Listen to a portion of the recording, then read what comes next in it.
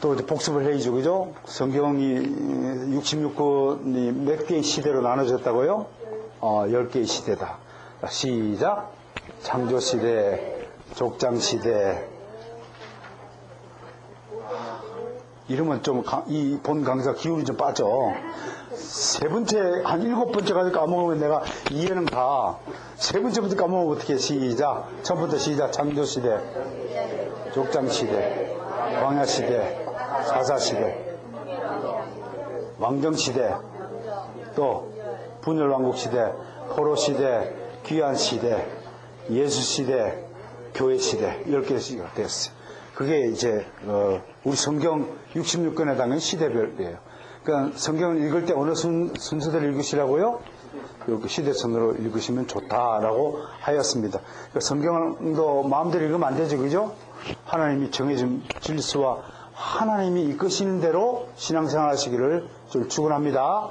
성경이 읽는 것도 지 마음대로 탁 펼쳐갖고 오늘은 어디를 열어볼까 하고 탁 이렇게 읽지 마시라고요. 또 성경을 손으로 필사하시는 분 계시는데 필사하셔도 이 시대 손으로 필사하시고, 왜 하나님은 질서 정연하고 정말로 규례를 가지고 하나님이 우리를 인도하셨기 때문에 그렇습니다. 그러면 우리가 이제 두 번째 시대를 우리가 족장시대라고. 족은 뭔가요? 족.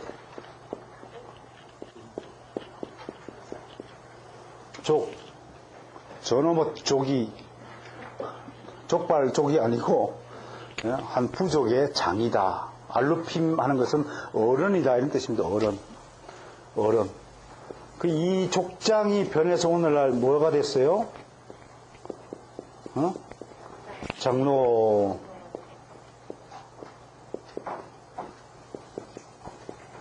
그래서 우리 장로들에 의한 정치, 장로들에 의한 지도 이런 것들을 우리가 프레스비테리언 처치, 그래서 오늘 우리가 장로교회다 하는 거다. 결국은 족장 시대로부터 이것이 시작이 됐다는 것을 알 수가 있겠죠, 그죠? 우리가 무슨 교회? 장로교회. 장로교회는 저 아브라함 때부터 있었던 교회라는 사실을 믿으시기 바랍니다. 그러니까 자기가 다니는 교회가 장로교회가 뭔지, 감리교회가 뭔지, 침례교회가 뭔지 수두룩하더라고. 왜 가르쳐 안 배워서 그런 거? 교회에서? 안 가르치는 거예요? 아무튼 알고 신앙생활 합시다. 족장시대를 통해서. 족장시대는 성경 창세기 몇 장부터요? 12장부터 50장. 여러분, 이 창세기 12장에서 시작되는 그런 창세기에서 하나의 큰 전환점이 됩니다. 창세기 11장까지 이야기를 좀 다시 더듬어 볼까요? 11장까지 1장부터 11장까지 어떤 상태가 됐냐면 완전히 타락했다. 타락하고 부패했다. 심지어 창세기 6장 10절에서 하나님이요 이렇게 얘기해요. 아무튼 그들의 마음의 생각이 항상 뭐라고? 항상 악할 뿐이다. 그래서 홍수 심판을 했어요. 그죠? 홍수 심판을, 타락과 부패 때문에 심판을 당했어요. 홍수 심판이 무슨 뜻인가요? 완전히 오늘 말하면 싹쓸이 했다는 거. 싹쓸이 했어요. 그리고 다시 시작했어요. 누구로부터? 노아, 제 아들 셈, 함, 야벳을 통해서 다시 시작했어요. 그런데 이 후손들이 또 어떻게 됐어요? 또 타락했어요. 바벨탑 쌓고. 그러니까 인간은요, 아무리 가르치고, 아무리 바로 세우고, 아무리 용서하고 해도 재발하는 거예요, 재발. 여러분, 우리 몸 안에 암세포가 있으면, 암덩어리 있으면 암이 걸리죠, 그죠? 암세포. 하나님 나라의 암세포가 누굴까요? 사람이에요, 사람. 하나님 나라의 암세포는 사람이에요. 우리가 암세포예요, 하나님 입장에서 보면. 그런데 더 가관인 것은요, 정말 창세기 6장에 보면요, 이렇게 인간의 타락상, 이렇게 인간의 부패하고 항상 악한 생각만 하고 있는 인간들은 정작 잘 먹고 잘 살아요. 누구만 마음이 아프냐고 하면 하나님만 마음이 아파요. 창세기 6장 한번 봅시다.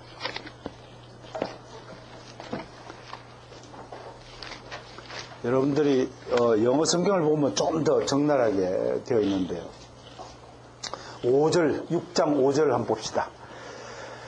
시작. 여호와께서 사람의 죄악이 세상에 가득함과 그의 마음으로 생각하는 모든 계획이 항상 악함을 보시고 6절 시작. 땅에 사람 지었으면 한탄해서 마음에 근심하시고. 우리는 마음에 근심하고 했는데 여기는요 6절에 뭐라고 하냐 하면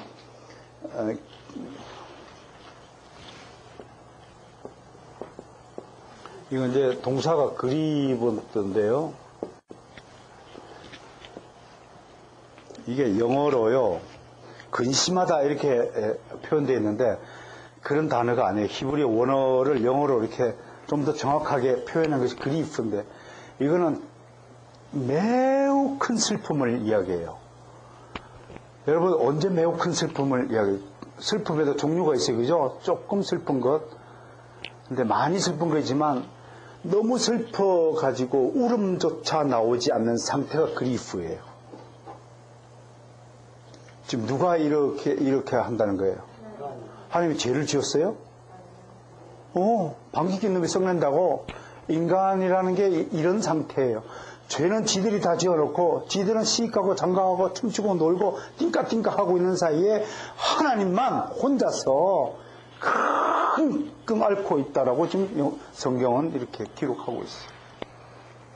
정말 죄 지은 것이 얼마나 악한 것인지 아셔야 돼요.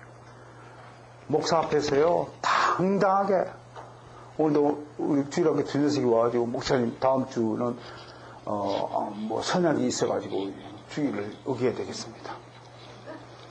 다음 주는 시합이 있어갖고 어겨야 되겠습니다. 그래서 내가 뭐라고 그랬게요?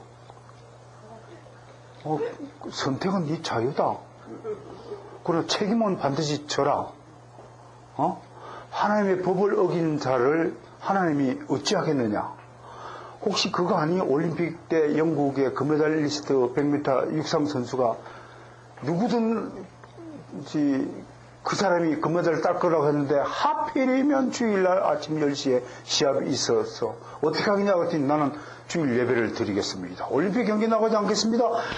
한 사람이 있었을까 없었을까? 영국의 영웅이 됐어요. 영국 영웅이 됐어요. 그 얘기를 들려줘도 넌 갈 거지? 예.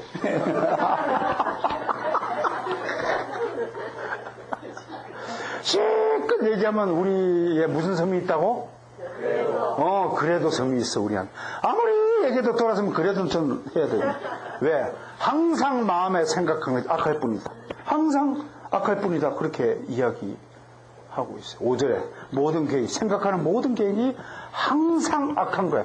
항상 자기 마음 먹은 대로, 자기가 결심한 대로 기어이 해내야 직성이 풀리는 것이 죄의 본성이에요. 가다가 중단할 줄 몰라. 왜?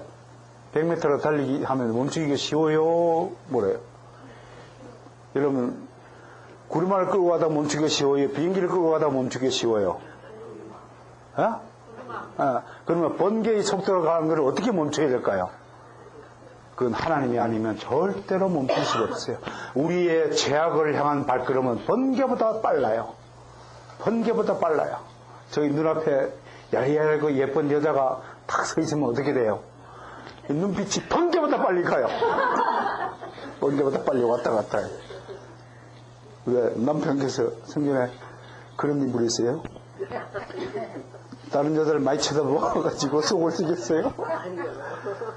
이 남자들의 여자들을 향한, 예쁜 여자를 향한 눈빛은 번개보다 빠르다 그랬어요. 죄악을 향한 인간의 발걸음이 그렇게 빠른 거예요. 그럼에도 본인은 정작 잘 먹고 잘 살아요. 여러분, 우리가 얼마나 죄인인지 죄악성인지 분명히 인식하고 살아야 됩니다. 우리 지난주인가요? 서강대학교 철학과 교수분이 한번 저희 교회를 방문했어요. 뭐 키에르케고로 사르트로 뭐 라고 하는데 마지막에 그래도 좀 부활이 믿겨지지 않습니다. 그래도 저는 하나님이 인간으로 오셨다고 애기로 성육신이 믿겨지지 않습니다. 그래서 제가 뭐라고 대답할게요? 선생님 참 많이 아십니다. 근데 선생님이 이해하는 하나님은 이미 그분은 하나님이 아니십니다. 미안합니다. 여러분들이 이 하나님을 다 이해할 수 있어요? 욥을 불러놓고 잘라빠진 욥을 불러놓고 욥아 내가 하늘을 짓고 땅을 지을 때 너 뭐했냐? 내가 새의 날개에다가 날개를 달 때 너 뭐했느냐? 내가 말에다가 이 기총을 달 때 너 뭐했느냐? 내가 별을 지을 때 너 어디 있었느냐? 내가 땅과 물의 경계를 정할 때 너는 도대체 어디 저 처박혀 있었느냐? 너는 네 머리카락 숫자를 아느냐? 머리카락 숫자가 몇 개예요? 저보다 많네. 여러분, 그 욥기를 통해서 하나님이 우리에게 뭘 말씀하세요? 제발 아는 척 좀 하지 마라. 제발 잘난 척 좀 하지 마라. 제발 이 꼬라지 좀 제대로 알고 살아라. 너를 만든 자가 누구냐? 그래도 네 인생이 내 인생은 나의 것이라 떠들 거냐? 요즘 여자들 페미니스트들 대마돼요. 나의 인생 나의 것. 아무도 간섭하지 마라. 내가 오늘 아침에 그래서 우리 성도들 보고 누구 용기를 내서 1인시 좀 나가라고요. 네가 네 인생 만들었냐? 네 인생 믿기게? 여러분 도둑질, 나의 것을 도둑질하는 자들이라고 말라기 선지자를 통해서 하나님 말씀했어요. 자기가 자기를 만든 사람 손 들어봐요. 자기가 몇 년, 몇 월, 며칠 어디 누구의 몸을 빌어서 태어날지 알고 태어난 사람 손 들어봐요. 아니 당신 인생 당신 거라며. 내 인생 내 것이라며. 그 내 마음대로 한 거라며. 여러분 이 세상에는요 미안하지만 필연적인 것이 있고 선택적인 것이 있어요. 여러분 공기 지금은 마셔야 되겠다. 마시고 안 마셔. 그러고 있습니까? 공기는 필연적으로 주어진 것입니다. 햇빛 필연적으로 준 것입니다. 그건 내 선택하고 관계없습니다. 여러분이 태어난 것도 필연적으로 태어난 것입니다. 내가 선택해서 태어난 존재는 아무도 없습니다. 내가 선택해야 될 일이 있고 내가 필연적으로 받은 것이 있습니다. 나라는 존재는 필연적인 존재입니다. 그렇다면 이 필연을 잊게 하신 그 주권을 가진 하나님께 굴복하셔야 됩니다. 그분이 나의 주인 되신다는 사실을 인정하셔야 됩니다. 결국 뭐예요? 정말 행복한 사람이 누군가요? 나의 주권자가 누구인가를 알고 사는 것입니다. 대한민국에 살면서요 적어도 대한민국 백성이라면 이 나라가 어떤 나라인지 알고는 지내야 됩니다. 여러분들이 정말 참된 그리스도인이라면 내가 지금 발 딛고 있는 이 곳이 어떤 곳인지 알고 지내야 된다고 하는 것과 같은 맥락일 것입니다. 여러분 이렇게 부패한 것에 대해서 창세기 12장 들어가면 완전히 새로운 국면을 맞이하게 됩니다. 오늘부터는 그 얘기할 겁니다. 그걸 우리가 족장시대라고 하는 겁니다. 그 혼탁한 시대 중에서요 하나님 눈에 띄는 한 사람이 있었습니다. 그 사람이 바로 아브라함입니다. 아브라함이 왜 중요한 줄 아십니까? 하나님은 이 온 천하에 타락한 이 세상에서 그래도 영원전에 누구를? 하나님의 자녀를 어떻게? 택하셨다. 이것을 우리가 구속의 예정이라고 하는 겁니다. 구속의 예정을 해주셨어요. 자, 창세기 1장부터 11장까지 모든 백성이 다 타락했어요. 그럼 끝내야죠. 제2의 홍수를 일으키든지. 근데 하나님이 노아에게 이렇게 약속했어요. 다시는 물로 세상을 심판하지 않겠다. 그러니까 이제 홍수 심판이 아니라 무슨 심판만 남았을까요? 대부분 불심판이라고 하는데 아무도 몰라요. 아무도 몰라요. 우박 심판을 맞아서 죽을 사람이 이제 그거 머리에 떨어져가지고 뭐가 떨어져서 맞아 죽을지는 아무도 몰라요. 그 지옥에 어떤 사람이 갔대요. 그 불륜을 저지르다가 현장이 발각돼가지고 서로 칼을 찌르고 이렇게 하고 죽어 왔대요. 그래서 한 남자에게 너는 어떻게 해서 죽어 왔냐 물었더니 남편이 들어온 걸 놀래갖고 냉장고 안으로 숨어 들어갔는데 남편이 화가 나가지고 냉장고를 바깥으로 던져서 죽었대요. 그리고 왔대. 근데 옆에 있는 사람이 또 있어. 아니 그럼 당신은 어떻게 해요? 저 죽어서 이렇게 왔냐고 했더니 모르겠어요. 저는 길을 가는데 갑자기 위에서 뭐가 떨어져서 맞아 죽었대. 아무도 몰라요. 우리가 불심판 그러는데 막판에 어떻든 심판하고 끝내야 되는데 하나님의 계획 속에는 그 안에 하나님의 자녀만을 데리고 영원한 나라 천국을 건설할 것을 이미 하나님 계획을 가지고 있었어요. 그래서 그걸 우리가 역사적으로 뭐라고 하냐면 구속사라 그래요. 구원하는 역사다 이겁니다. 그 구속사를 어떻게 출발할 것인가, 그러니까 이게 이제 관건이에요. 이 이야기가 창세기 12장부터 이어지는 거예요. 저 같으면요, 저는 하나님이 아니니까 제 짧은 지식으로는 저한테 구속사를 맡겼다면 이렇게 할 것 같아요. 일단은 지구를 반으로 잘라. 지구를 반으로 잘라가지고 저쪽은 마귀 새끼를 가고 이쪽은 있으면 좋겠다. 그런데 하나님 그런 방식을 택하지 않으셨어요. 왜 그럴까요? 자르면 나만 손해야. 지구가 반으로 자르면 내 재산 절반이 날아가잖아요. 그 나만 손해죠. 잘라가지고 이쪽에 우리끼리 산다고 하여서 우리끼리 또 이 죄를 짓지 않으리라는 보장은 없을 거예요. 그러니까 하나님이 딱 궁금한 것이 무엇이냐 이렇게 쳐다보니까 노아 시대 때 의인 한 사람 노아가 발견되었듯이 노아 이후 시대 때 바벨론 탑 이후 시대 때 이렇게 쳐다보니까 어느 지역에 사는 누가 눈에 띄었을까요? 네? 갈대아 우르라는 지역. 갈대아 우르 지역이 어디예요? 티그리스와 유프라테스 강 두 강이 만나는 강 하류 지역에 위치한 지역입니다. 그 지역에 우르라는 것은 흠뻑 파인 곳이다. 분지라는 곳입니다. 분지, 대구 분지 그러면 뭐가 기억이 나네요? 여름에는 덥고 겨울에는 춥고. 그게 좋은 고장은 아니에요. 그죠? 좋은 고장은 아닌 척박한 땅에 사는 한 사람을 발견했어요. 그것이 바로 아브람이었어요. 아브람. 나중에 개명되면 아브라함 여기에 화학자가 하나 더 붙여요. 이름을 개명할 때. 아브람 넣을 때 했어요. 자, 아브람이 얼마나 중요한 인물인가를 한번 소개하겠습니다. 창세기 1장부터 11장은 약 시간적으로 몇 년이냐면 한 2000년에 걸친 기간에 해당됩니다. 그 2000년에 해당되는 그 기간에 대한 성경의 기록은 11장에 불과해요. 그런데 아브라함이 얼마나 구약 성경에서 예수님 다음으로 중요한 인물이다 그렇게 말을 하는 이유는 아브라함 한 사람을 위해서 성경은 무려 14장을 할애하고 있습니다. 그만큼 아브라함이 중요하다 이겁니다. 뭐에? 하나님 나라의 구속사에 전개하는 데 있어서 아브라함을 출발점으로 삼은 거예요. 우리 같으면 여러 사람을 데리고 하나님 나라를 세우겠다고 갔을 텐데 하나님은 항상 한 사람만 데리고 가는 거예요. 그게 특징이에요. 그 한 사람의 무엇을 보고 가느냐면 바로 믿음을 보고 가는 거예요.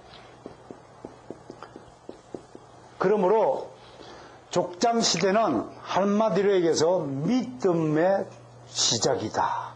믿음 시대의 시작이다. 라고 말을 할 수 있을 것 같아요. 또 아브라함이 얼마나 위대한 인물이냐면요. 아브라함 후세들 중에서도 유명한 사람들이 굉장히 많죠. 아브라함 다음에 유명한 사람이 아마 모세일 겁니다. 모세는 하나님 나라에서 어떤 기여를 했나요? 법률을 제정하신 분이에요.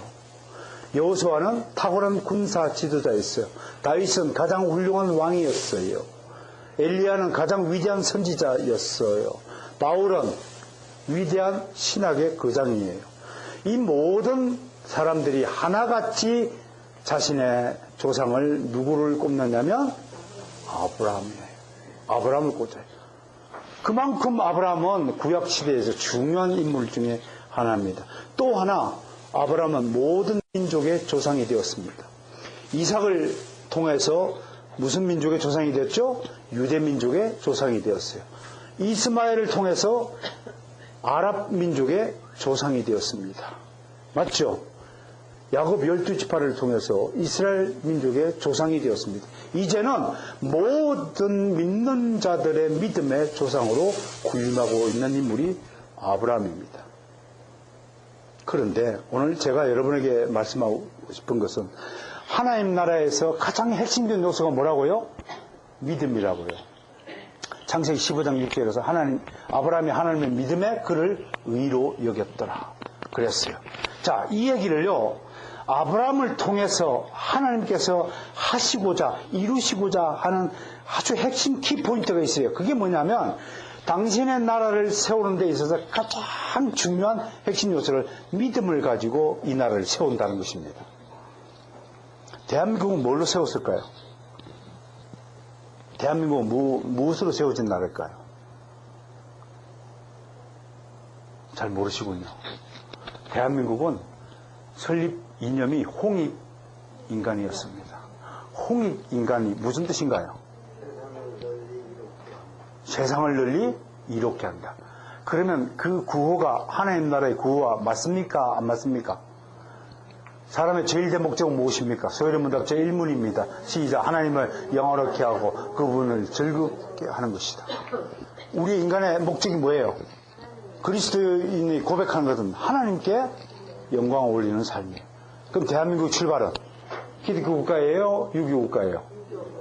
널리 하나님을 이롭게 한다고? 널리 사람을 이롭게 한다. 이건 인본주의입니다.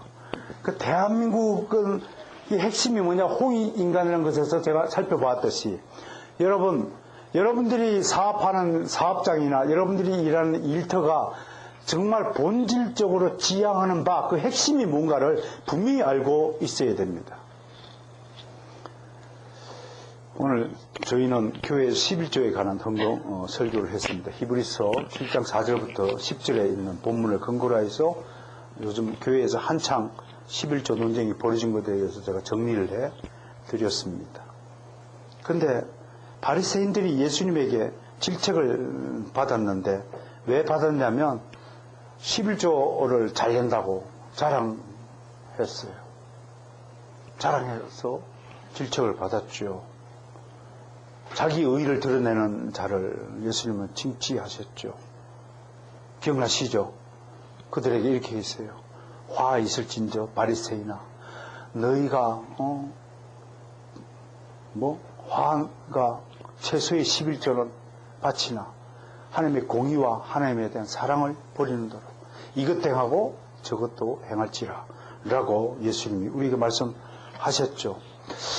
여러분, 교회에 우리 수정교회도 여기 있지만 수정교회의 핵심이 뭔가를 알고 있어야 되리라고 저는 생각을 합니다.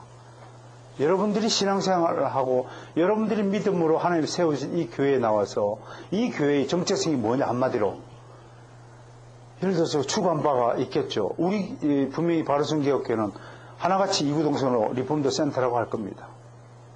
우리는 이 리폼드 센터를 세우기 위해서 부름받아 한 공동체 이룬 공동체다라고 제가 누누이 강조합니다. 우리는 그것을 위해서 기도합니다. 이 일을 위해서 우리 바르선교회는 부름을 받았다라고 믿고 고백합니다. 무슨 뜻인지 알겠죠? 자, 하나님이 아브라함과 함께 하고자 하는 이 하나님 나라의 핵심이 뭐라고요? 믿음이에요. 근데 이 믿음이라는 게 정말 신기한 게요. 내가 노력해서 내가 연구해서 내가 땀 흘려서 개발해서 얻은 존재가 아니라는 것이 라는 게 특징이 있다는 거예요. 여러분, 아까 읽은 창세기 6장을 또 갑시다. 노아를 보겠습니다. 노아를 보겠습니다.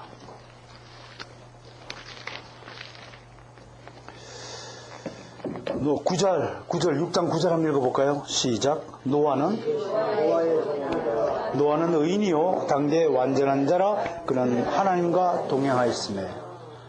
노아는 의인이고 완전한 자요 하나님과 동행한 자였다라고 분명히 성경은 말합니다. 그런데 노아가 의인이 되고 완전한 자가 되고 하나님과 동행하는 자가 되기 이전에 어떤 사건이 벌어졌냐 봅시다. 노아가 의인이라고 불려질 때 노아가 똑바로 살았기 때문에 의인이었는가? 그걸 보면 앞에 있습니다. 아까 뭐라고 했어요? 8절 시작. 그러나 노아는 여호와께 은혜를 입었더라. 여러분, 노아가 하나님께 은혜를 입으니까 의인이 되고 완전한 자가 된 줄 믿으시기 바랍니다. 아무도 자기 노력으로 의롭다 칭함을 얻은 사람이 없다는 사실을 창세기 이미 노아 사건을 통해서 이미 계시해 두고 계십니다. 여기서 더 기막힌 사실은요, 노아에게 있습니다. 한글 성경에는 잘 나타나지 않지만요, 그냥 영어 성경을 읽어줄게요. 요 구절에 8절 노아는 하나님께 은혜를 입었더라를 원래 영어로는 Noah found 돼 있어요.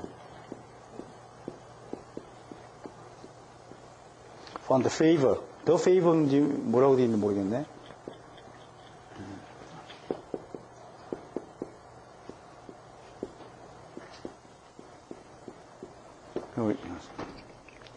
이게 8절의 원문이에요.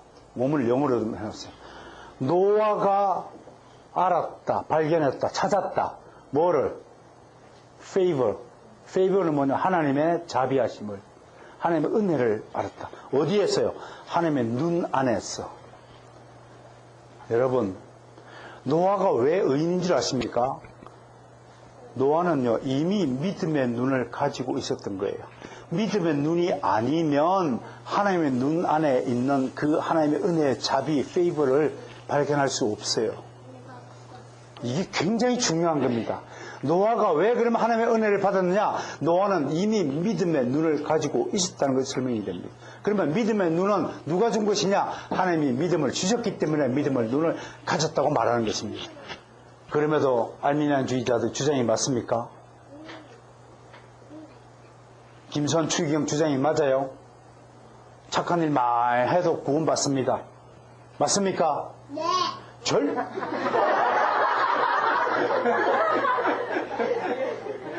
이야, 위대한 여자 선지자가 될지어다. 여러분, 성경 이것만 보더라도요.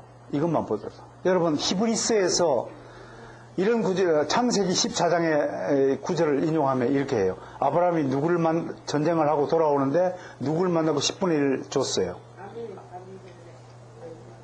아비멜게도스예요. 멜기세덱을 만나가지고 갑자기 10분의 1을 드렸어요. 그것을 해석해 둔 신학이 히브리서에 있어요. 히브리서는 그걸 아주 탁월하게 해석해 둔 거죠. 그런데 아브라함이 왜 멜기세덱에게 10분을 줬을까요? 생각해 보세요. 멜기세덱이 시작도 없고 끝도 없고 족보도 없는 신비한 인물이고 구약시대에 나타난 예수 그리스도라고 그래요. 아무도 멜기세덱을 알아보지 못했지만 아담은 척 보자마자 그가 의와 평강의 왕인 줄 아시고 하나님의 위대한 제사장인 줄 알고 그에게 무릎 꿇어 10분의 1을 바치고 멜기세덱은 그에 대한 보답으로 아브라함을 축복했어요. 그 축복의 내용이 창세기 15장에 그대로 기록되어 있죠. 여러분, 눈이라도 꽃 같은 눈이 아닙니다. 노아와 아브라함은 이미 하나님이 주신 믿음의 눈을 가지고 있었던 것입니다. 여러분 눈에 지금 뭐가 보입니까? 뭐가 보입니까? 그렇죠. 아멘. 할렐루야. 축복을 받으시기 바랍니다. 그게 바로 믿음의 눈이라는 거예요. 믿음의 눈. 될 거예요. 믿음의 눈은 하나님의 사람을 알아보고 하나님의 선지자를 알아보고 하나님의 말씀을 전하는 자를 존경하고 배나 존경하고 그게 참된 믿음의 발로죠. 에이 참말로 이상한 사람이네. 저 얘기는 틀렸네. 말씀을 들으면서 온갖 것 하고 또 지가 나보다 공부를 많이 하면서 그런 생각을 하면 내가 좀 봐줄만 하지. 나보다 탁 공부를 안 하고 이상한 생각을 하면 그 교만 덩어리잖아요. 예? 그게 교만이잖아요. 알지도 못하면서 정확하게 알지도 못하면서 오해하는 상태에서 편애하고 이런 것들이 다 교만이죠. 여러분, 노아와 아브라함이 왜 하나님의 눈에서 자비를 발견하고 왜 척 보자마자 멜기세덱이 보통 분이 아니고 하나님이 보내신 하나님의 그 대제사장인 줄 눈치채고 딱 10분을 들었을 거예요. 바로 믿음이라는 거예요. 하나님은요, 자, 이제 정리합니다. 하나님이 아브라함과 함께 시작하는 당신의 나라의 키워드가 뭡니까? 믿음 이야기를 한다 이겁니다. 지금부터 믿음 이야기를 하겠다. 그 믿음이란 무엇인가? 그걸 또 탁월하게 해석한 것이 히브리서 11장입니다. 믿음 11장 1절 빨리 보봅시다. 믿음 1절 히브리서 11장 갑니다. 히브리서 거기에 또 숨겨진 비밀들이 있어요. 자, 따라서 신구약 성경은 믿음 안에서 하나로 통일된다. 믿으십니까? 자, 아브라함의 이야기가 신약성경 히브리서로 연결되어집니다. 11장 1절 시작. 믿음은 바라는 것들이 실상이 보이지 않는 것 증거는 이 절이 굉장히 중요해요. 시작. 선진들이 이로써 증거를 얻었느니라. 이로써 뭐예요? 믿음으로써 증거를 얻었다. 이게 무슨 뜻이에요? 선진들 누구예요? 노아와 아브라함 같이 탁월한 믿음의 눈을 가진 사람들이 바로 믿음으로써 하나님의 존재하심을 이미 found, 발견했다라고 하는 것이 히브리서 11장 2절이에요. 이야, 기가 막히죠, 여러분? 히브리서를 쓰신 분하고 저기 창세기를 쓰신 모세님하고 시간적으로 몇 년 차이가 돼요? 그게 2000년 차이가 있어요. 2000년이나 시간적 거리를 초월하여서 두 사람은 이렇게 동일한 은혜를 입고 말씀을 기록하고 있다는 사실 앞에 여러분 짜릿하지 않습니까? 네? 그럼 히브리서 기자, 이 히브리서를 쓰신 분도 어느 분인지 모르겠지만 천국 가서 반드시 만나겠지만 이분이 가지고 있는 믿음의 눈도 대단한 믿음의 눈입니다. 저는 그래서 선포합니다. 믿음의 눈이 아닌 다른 모든 눈은 눈이 아니라 눈깔입니다. 생선 눈깔입니다. 사랑하는 성도 여러분, 정말 오늘부터 여러분 믿음의 눈을 가지시기 바랍니다. 믿음의 눈으로 부모님을 바라보시고 공경하시고 믿음의 눈으로 아내나 남편을 사랑하고 남편 아내를 또 존귀 귀하게 여기고 믿음의 눈으로 목사님을 바라보시고 믿음의 눈으로 성도를 바라보시고 믿음의 눈으로 옆 사람을 사랑하여 주시고 믿음이 아니면 절대로 우리는 아무것도 교회 안에서 이 하나님 나라에서 이룰 것이 없다는 사실이 드디어 이 아브라함을 통해서 진행되는 것입니다. 성도 여러분, 그러므로 족장시대는 이제 믿음의 시대가 열린 것입니다. 이제 우리는 죽으나 사나 오직 믿음, 솔라 피데, 옷을 입고 살아야 되는 것입니다. 자, 아브라함과 함께 하나님은 믿음의 나라를 세우셨습니다. 근데 아까도 얘기했다시피 믿음의 나라의 특징 중에 하나가 한 사람으로부터 시작한다. 그건 사람이 한계가 아니라 믿음 하나로 시작한다는 겁니다. 믿음이라는 개자씨만한 작은 씨앗을 하나님이 툭 이 세상에 떨어뜨렸습니다. 그 작은 바람에 날려가는 그 연하고 가냘픈 짝이 없는 그 믿음의 씨앗을 누구에게 맡겼냐면 아브라함에게 맡겼습니다. 혹여나 바람 불면 날아갈까봐, 혹여나 태풍이 불면 사라질까봐 아브라함은 전전긍긍하면서 그걸 귀하게 해서 맡겼습니다. 딴 놈한테 맡겼으면 귀찮아하고 버렸을 텐데 하나님은 아브라함만은 절대로 하나님을 배신하지 않을 것이라는 것을 아셨기 때문에 아브라함에게 그 믿음의 씨앗을 맡겨 이것을 심어서 자라나게 하여라.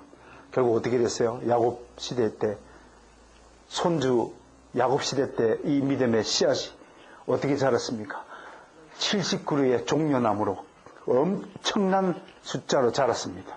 그리고 요새 시대 때, 모세 시대 때는 이 종려나무가 얼마로 부흥했습니까? 무려 200만 명이 되는 어마어마한 교회로 부흥 발전했습니다. 수정교회가 200만 명이 되는 그날까지는 절대로 살지 못할 겁니다.